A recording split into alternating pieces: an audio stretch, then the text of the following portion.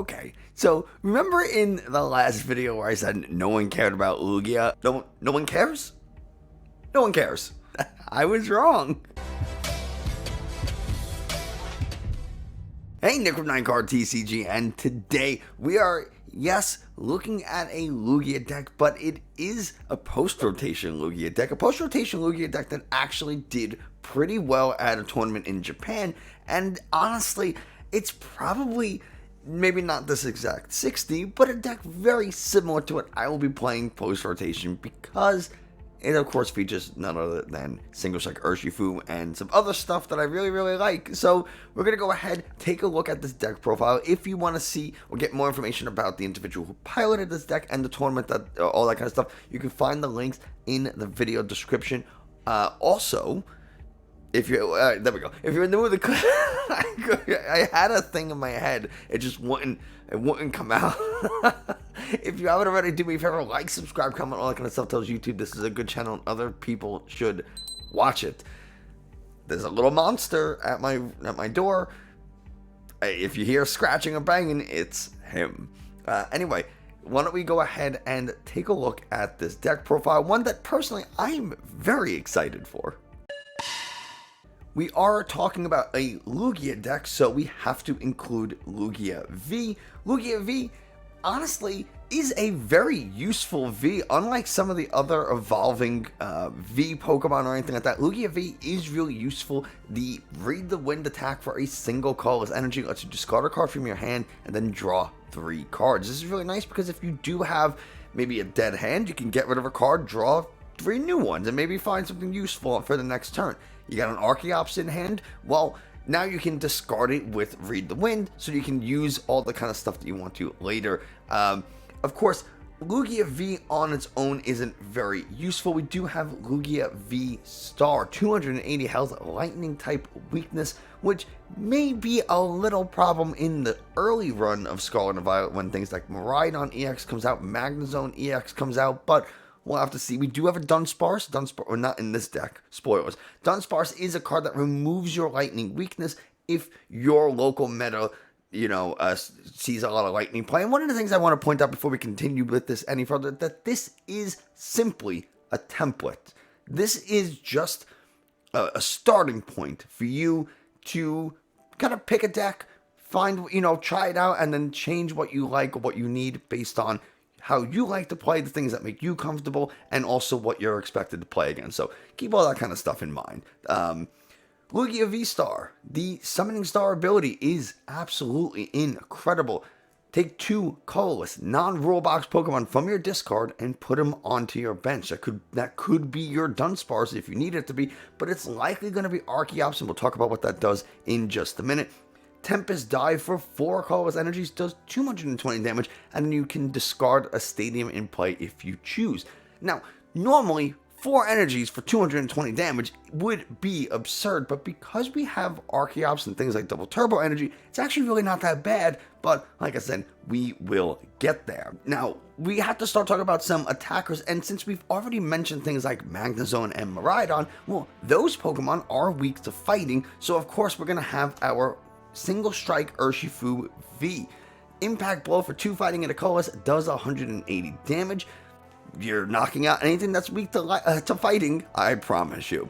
I guess maybe colorless Pokemon with a Dunsparce in play since it removes that fighting weakness. But other than that, you're going to knock out pretty much anything. And if you're still not able to knock out something like a Duraludon VMAX or a Goodra V-Star, something like that, we can evolve it into the Single Strike Urshifu VMAX that does 270 damage, and we can power up that damage. We can get it to do 350 damage, maybe even a little bit more, and ignore all effects and abilities on our opponent's Pokemon. This thing is incredible if you're able to power it up, and we do have the means of doing it in this deck. I took a deck similar to this to Knoxville Regionals, made day 2 because I was able to do things like knock out Tapu Koko VMAXs in one hit. I was able to knock Duraludon VMAX out in a single hit. Things that would be really difficult to do otherwise. Not a problem with this deck. So it was really useful. And I used Urshifu a lot during day 1. really did actually secure me my first day, my first day 2 at a regionals. Anyway, Urshifu has an annoying weakness in Psychic, and you're expected to see things like Mew and Gardevoir post-rotation. Those are weak to Psychic, so we do have to have a Dark-type attacker. In this case, we have Tyranitar. Now, the deck that I posted in the video description uses 2 Tyranitar Vs. I only have one, so the other one's going to be a Drapion. Oh, that's very bright. We have a Drapion V. I guess I'll just put it there. The thing about Tyranitar, and I want to kind of highlight it for a second here. Tyranitar, you can't see it with my stupid thumb in the way. Tyranitar's attack, Single Strike Crush, does 240 damage for 2 Dark Energies and a double Colorless. Now, we could power this up with just a single Archeops if we have a double Turbo Energy in hand. We can accelerate some Single Strike Energies to this thing, which means we're actually hitting for 280 attached to DTE. Now we're hitting for 260, but honestly, on anything that's weak to Dark types, this is enough to get a KO.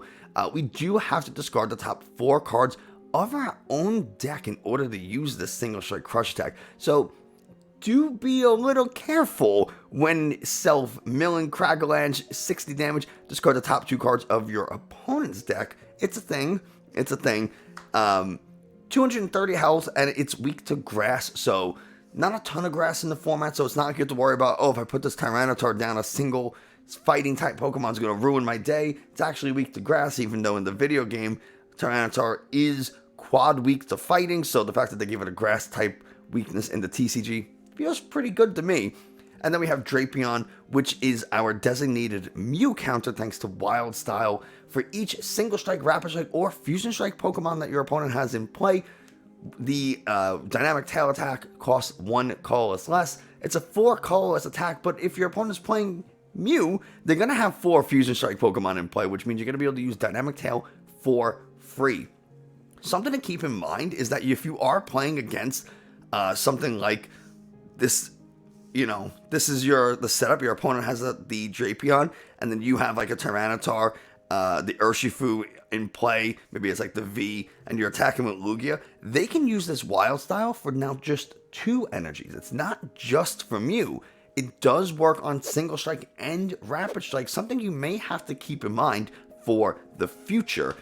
Because I have seen some post-rotation decks that use Rapid Strike Urshifu with the Rapid Strike Inteleon, and I've also seen several post-rotation lists that look like this, the Single Strike Urshifu or Single Strike Box. So something to keep in mind that this Drapion can be used for more than just Mew. But anyway, moving on to our next Pokemon. We got a couple of Lumineons here. Lumineon, when you play this card from your hand to the... I'm sorry about this glare. I gotta turn this down. Lumineon, when you play this card from your hand to the bench, you can use Luminous Sign. That's the ability. And you search your deck for a supporter, put it into your hand. Super, super useful. We have a few supporters that we might want to be able to get with this. Their hand is dead. We'll talk about some of the really good choices for the supporters a little bit later. But moving on to our next Pokemon, this list runs something a little interesting. It runs the Radiant Gardevoir. Radiant Gardevoir, Loving Veil. Your Pokemon take 20 less damage from the attacks of your opponent's Pokemon V. So, you know, maybe a Mew doesn't knock out this Drapion as easily, right? They might need 2 damage modifiers instead of just the 1, especially if they're running like something like a DTE build. Their attack does 190, now it does 170, so if they get 1 damage modifier, it brings them up to 200. Now they have to get a second modifier in order to take the one-shot on the Drapion, something to consider, which is why when I'm playing Mew, I never like to put the 60 damage onto the Drapion V itself unless I am absolutely convinced it's going to be knocked out the next turn. If I think there's even a chance that Drapion won't be knocked out the next turn, that damage is not going on that Drapion. It's going to go on something else that might be a little bit more inconvenient for my opponent to KO. But anyway, continuing, we have what is honestly the star of the show for this deck, and that is Archeops. Archeops has the Primal Turbo ability. Search your deck for 2 or up to 2 special energies and attach them to one of your Pokemon. We can get 2 Archeops in play thanks to Summoning Star on the Lugia. So that means we can get up to 4 special energies in, I feel like I said that weird, 4 special energies in a single turn, plus attachment for turn. That's 5 energies. We don't have anything on the board that needs 5 energies. So we can power everything up, in theory, with just the 2 Archeops. Or even less, honestly. Like I said, something like this Tyranitar's Single Strike Crush. We can accelerate 2 Dark Energies, or 2 Single Strike Energies, which count as both fighting. They don't count as fighting. They count as fighting and dark. So we accelerate. We'll talk about the combos, all that kind of stuff. But you can kind of see where this is going if you're not familiar with Lugia somehow. Our final Pokemon is a Stone Journer from Battle Styles. It's just a decent single prize attacker that we can use something like Giga Hammer. It's going to do 120 base. We can power that up with Single Strike Energies. Now we're actually hitting for 160, maybe 180. So it's just a decent way to deal with some single prize Pokemon, maybe some evolving Pokemon, something that's weak to fighting.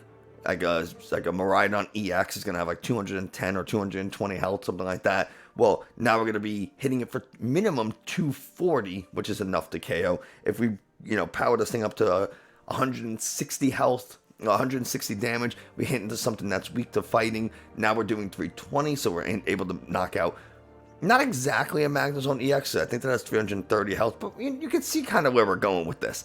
So that is all of our Pokemon. Quite a few Pokemon to choose from here, but honestly, one of the things that I like about this is that we have a lot of options.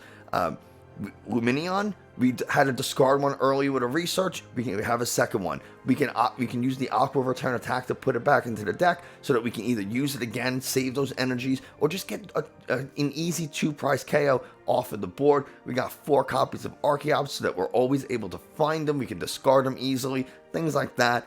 We got the Tyranitar. You can swap this Drapion for a second Tyranitar.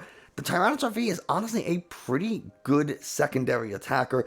Like I said, the 240 can get powered up really easy to be 300 damage, 330 if you're hitting to a V Max or something like that with a Choice Belt. So we can do a ton of damage with this deck, and I really, really like it. Again, I do kind of like the ability against Mew to just throw down a Drapion and then just swing. And it doesn't matter if I have a bunch of Archeops set up. Like, what that means I can do is I can have a Lugia and an Archeops. So, like, just an example. We'll clear this because I'm gonna clear this up anyway. So we have a situation like this. My opponent just knocks out my Lugia, and now I have to promote something. Well, I don't have enough time to power up this Tyranitar, so what I can do is I'll just send up an Archeops. Now I can go ahead, bench this Drapion, and maybe I have to accelerate some energies. Like, I can attach an energy for turn. Maybe I have one in hand, and then I can use Primal Turbo to start powering up this Tyranitar. And now I can have the opportunity to retreat. I mean, in this situation, the double turbo I would have been able to attach. But let's pretend it wasn't a double turbo. Let's pretend the only energy I had in hand was a gift energy. Something like that. So I can attach, retreat, send it to Drapion, now attack, get 3 prizes for free, potentially 3. I don't see why it would be less than 3. We're attacking into a Mew VMAX likely. Now, when they knock out this Drapion, we send up the Tyranitar. And if they boss up the Tyranitar and knock that out, well, then we still have the Drapion to attack for free. So either way, we're covered. We are set on, attacking, and by having that option to just slap down a Drapion and be like, okay, deal with it now. Now I got these two prize Pokemon that are going to one-shot your VMAXs. Can be a little difficult. And we'll talk about these energies in just a second. Before we get into the energies, we do have to talk about our trainers. And there aren't a ton of, even in the Pokemon, there really aren't any new Pokemon. I think of all the Pokemon that I showed, I think they're all, they all already exist. And the same is kind of true for the rest of the cards in this deck. So one of the nice things about this deck is that we are able to pretty much just play it immediately. For the most part, there'll be a couple of substitutions we have to make, but we'll get there in just a moment. Anyway, we're starting off with a returning card, Nest Ball. Search your deck for a basic Pokemon and put it directly onto your bench. There are a couple of things to note with Nest Ball. The first being Lumineon. If we use Nest Ball, we play Nest Ball, and then we get the Lumineon, and we put it onto our bench. So we have Lugia in the active. We go ahead and say, okay, I'm going to play Nest Ball, search a deck, I put Lumineon in. I do not activate Luminous Sign, because Luminous Sign says when it goes from my hand to the bench, not from my deck to the bench. Something very important to remember. The same is going to be true for something like Pumpkaboo. You can't use Pumpkaboo's Pumpkin Pit ability when getting it with Nest Ball. So something to keep in mind. We do have one copy of Nest Ball. It's a returning card, so there's a chance you already have it. And if you don't, honestly, it's really cheap, and it'll probably still be cheap in Scarlet and Violet when it comes out. It might be 25 cents instead of the 15 cents it is right now, or something silly. Moving on, we have 2 copies of Urn of Vitality. This is going to allow us to recycle our Single Strike energies so we can continue to attack, even though one of the issues with Lugia decks is that if you start with a bad hand, you have just a bunch of energies and a research, you're going to lose a lot of energies, which means it's going to be a little bit hard to attack in the end game if your opponent's really smart about knocking out your Pokemon. So one of the things that you can do with this is we can shuffle 2 Single Strike energies from the discard back into our deck. So that means with 2 urns, we can get all 4 energies back, and that's going to allow us to reuse G-Max 1 Blow. It's going to allow us to, attack with both Urshifu and Tyranitar, things like that, and it's just a good way of, keeping some options open for later in the game. One of the big surprises from this deck is Capturing Aroma. Capturing Aroma says flip a coin. You don't flip a heads. Flip a coin. If heads, search a deck for an evolution Pokemon, put it into your hand. If tails, search a deck for a basic Pokemon and put it into your hand. So this allows us to either get Archeops so that we can discard it, or get a basic Pokemon so we can kind of set things up later. Regardless of which one we get, we have 4 copies of Ultra Ball to go ahead and do the opposite. So we go ahead, let's say we need both an Archeops and a Lugia V-Star. Well, we flip a coin and we get heads. We get an evolution. Cool. Now we go ahead and get the Arceus, the Lugia V-Star, or whatever it is we're trying to do. I need both an Urshifu V and a Lugia V-Star, for example. Okay, well, I flipped heads. I got to get an evolution off of this Capturing Aroma. Well, now I just discard 2 cards, and I can use the Ultra Ball to get the V, vice versa. They just kind of complement each other, and the Capturing Aroma is going to allow you to do it for a coin flip instead of having to discard 2 cards, which is nice. Capturing Aroma does go into the hand, unlike Nest Ball, which again goes directly from the deck to the bench. Our next item card is Choice Belt. We got 2 copies of Choice Belt, just so that we can kind of try to fix any math onto Pokemon V specifically. So Choice Belt allows us to do 30 more damage to our opponent's active Pokemon V. It's you're still gonna come across some Vs. Don't totally discount them. And that's really it for the items, right? We're going to just go straight into the supporters. And honestly, this first supporter is one that I love. I use this supporter a lot in Knoxville, and I anticipate using it a lot here post-rotation as well, and that is Professor Burnett. Search your deck for 2 cards and put them directly into your discard pile. When we first got this, it was actually used for Pokemon V Union. In order to use Pokemon V Union, all 4 pieces have to be in the discard. So Professor Burnett was one of the ways you can get half of those in the discard immediately. But now, with Lugia V-Star, our goal is to get those Archeops into the discard so we can use Summoning Star to pull them out. Now, Professor Burnett allows us to do it, and it is just a Lumineon search away, which is really, really nice. We just search a deck for Professor Burnett, and then we can use the Lumineon to get it. Discard those 2 Archeops, Summoning Star, which means even if you don't get an Archeops in the discard on your first turn going first, it's not the end of the world if you're able to play Professor Burnett. So something that really, really saves me. It's also a really nice option first turn going second. Maybe you don't want to research away a bunch of energies or some other resources you have. So now we just say, okay, I'm going to get the Burnett. I'm going to get those 2 Archeops in the discard. I'm going to get 2 Lugias in play. This way, in case one of them gets knocked out, I still have the other for next turn. And that's kind of your objective in those scenarios. The next one is Judge. Both players shuffle their hand into their deck and draw 4 cards. It's just a way to reset Lost Zone decks are expected to be pretty popular. The Lost Zone gear, not the Gardevoir EX decks can draw a lot of cards. Mew has a ton of draw. We don't really care about Mew because, again, they have a ton of draw. So do the other decks, but it just allows us to kind of reset them and force them to use those resources in order to draw more cards. Maybe we judge them into a bad hand, whatever. Maybe we judge their life choices, their deck pick, whatever. We got options as far as what we want to do. Next is Serena. Serena has two options here.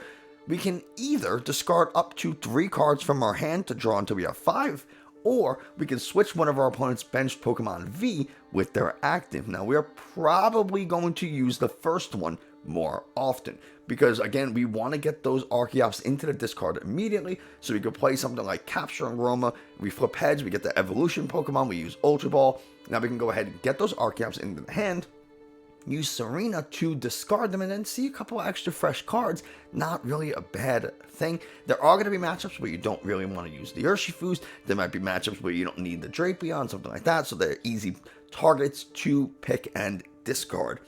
We do have 2 copies of Boss's Orders. Boss's Orders, switch one of your opponent's benched Pokemon with their active. It's an important card to have a couple of copies of because we need to be able to boss up Pokemon EX or evolving Pokemon, radiant Pokemon, things that are not valid targets with Serena. Boss's Orders lets us get any Pokemon our opponent has in play, not just Pokemon V like Serena. So something to keep in mind. And then we have a massive 4 copies of Professor's Research. I am unsure if all 4 copies are necessary. I don't know if a third, 3 copies and a copy to Irida, or maybe a second Judge or something like that would be more useful. But hey, not really in my deck list to make those decisions. I'll make those decisions when it's my personal deck, and spoilers, that is exactly what I do.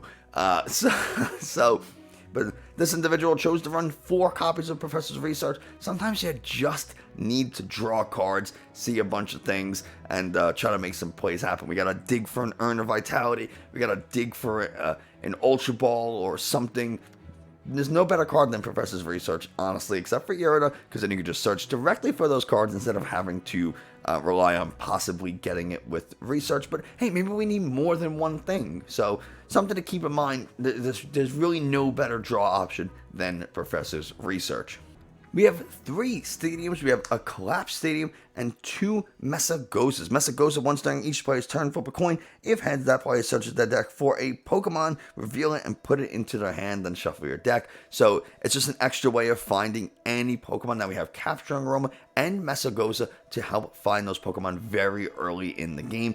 And Collapse Stadium, sometimes we just need to limit our opponent's bench, or maybe we want to get a damaged Pokemon off of our bench. So a good use of this, for example, could be something like we have a Lugia in the active, and we got another Lugia, an Urshifu, our 2 Archeops, and a Radiant Gardevoir. This is not an unbelievable scenario. This is a very plausible situation. So what we can do here, or even if we have something like this, right? We have a situation that looks just like this. We can say just bench. We can bench Illuminion or, any other Pokemon. I'm just going to put this Stonejourner down. So now I have a full bench because my Urshifu here is super heavily damaged, and I don't want my opponent to take 3 prizes, so I'm going to go ahead and play Collapse Stadium. That's going to make me choose one of my Pokemon and put it into the discard, and I can say, okay, well, this Urshifu has a ton of damage, so I'm going to go ahead and trash it, and now I only have the 4 Pokemon. My opponent has to do something similar, so we can use this for offensive plays to limit our opponent's bench. Really nice in Lost Zone decks against Mew, things like that. But we can also use it defensively to get rid of a Pokemon that's super heavily damaged on our side of the field. So things to consider and keep in mind. Finally, we have our energy cards. We have quite a few energy. I think this deck has 15 energies, and the first 2 are not in Scarlet and Violet base set. They're going to come out in the second set, which I think comes in June. but they're in this individual's list. Remember, Japan gets these cards earlier than we do, so you can very easily replace these 2 jet energies with something else. You want to make them impact energies, you want to make them an extra double turbo energy, whatever you want to do, you can replace those jet energies with something else. We do have 2 copies of gift energy. Gift energy says if this Pokemon is if the Pokemon this card is attached to is knocked out from damage by an attack from your opponent's Pokemon, draw until you have 7 cards in your hand. Now, it is worth noting, we have 2 damage. We have 20 health remaining on one of our Pokemon, and our opponent uses something like a Quick Shooting Inteleon to put 2 damage counters onto that Pokemon and knocking it out. Even if it has gift energy, you don't draw damage. You don't draw 7 cards because you're not taking damage. They're placing damage counters. Small distinction, but very important nonetheless. It's just a nice way of being able to, like, just kind of, you later in the game, maybe you've kind of exhausted some some card resources. You don't have a lot of cards in hand. You got that gift energy. Your opponent takes a KO, and you get something out of it by drawing a bunch of cards. It's just a nice way of trying to, help progress you later in the game. Interestingly enough, we have 2 copies of Regenerative Energy, which you would think something like a Single Strike deck is going to be all offense all the time, but these Regenerative Energies and the Gardevoir V do make it so that we are kind of healing and tanking a little bit, which is interesting. The way Regenerative Energy works is if we have this card attached to a Pokemon and then evolve that Pokemon V, we heal 100 damage. So let's take an example here. We have a Lugia V and a Lugia V Star. We go ahead, we'll just clear all this. I have a Lugia V in the active. For my turn, I attach a Regenerative Energy and then I pass. On my opponent's turn, they hit me with a Cramorant. Does 110 damage. Now, on my next turn, when I evolve this Lugia V-Star, I heal 100 damage from my Lugia V-Star, which is really, really nice. Now I have 270 health instead of having 170. the math for some reason took me a second. We get to heal 100 damage, which is super nice, super helpful for this deck where we need maybe just an extra turn or something. This can work really well later in the game. We might as well talk about Single Strike Energy next. Single Strike Energy counts as both dark and fighting energies, but only one at a time, and the attacks of your Pokemon do 20 more damage to your opponent's active. However, one drawback is we can only attach this to Single Strike Pokemon. So in this particular deck, only the Tyranitar V, the Stonjourner, and the Urshifu V and VMAX can get Single Strike Energy attached to them. So something to keep in mind. We have 2 copies of V-Guard Energy. V-Guard Energy just says that we take 30 less damage from the attacks of our opponent's Pokemon V. Really nice for Drapion specifically. Because, again, or even Tyranitar, in those Mew matchups, that means Tyranitar is effectively going to have 260 health. Plus, the Loving Veil from Gardevoir means we have 280 health on a Tyranitar. Not the easiest thing to KO, especially later in the game when they might have discarded some power or used power tablets, things like that. They got a DTE attached. Maybe they don't have a choice belt because post-rotation you're going to see more EXs, so maybe they cut down the number of choice belts that they have in their deck, something like that. So it's pretty plausible that they're not able to take a one-shot on a Tyranitar, and then we just blow through 2 Mew VMAXs really easily and quickly thanks to something like V-Guard Energy.